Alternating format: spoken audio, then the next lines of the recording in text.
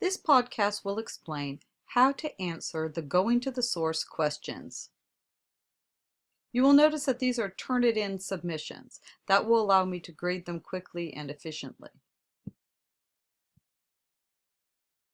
The format is identical for every one of these. That is to say, the same 4 questions are being asked of each and every historical source document that appears in the textbook.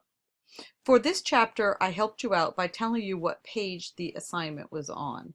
These are quite easy to find in the textbook, however. You will notice they are all listed right here. And also, they are differentiated in the textbook by the fact that they are on a yellow page. So, what do you need to do? I suggest that you work in a Word document, as it's difficult sometimes to work inside the framework of Moodle, and sometimes you might lose connections and lose your work. So the first question is, when was this source written? That's probably fairly self-evident. You need to answer the question in complete sentences. So you'd go over here, read carefully, and figure out when was this source written down. Second question is, by whom? Again, answering in a complete sentence. You should be able to find that information on your own. 3 and 4 ask you to interpret the document and will probably require you to use information from the textbook to interpret the historical document. So in this case, we have a document on the Cherokee oral tradition, and if we go back, you can see why it's placed there in the textbook. It relates to Native American cultures. So using the information from that section, you would interpret this document here to write a response about what kind of evidence does this provide historians for this historical era. And you would talk about why was this document written down.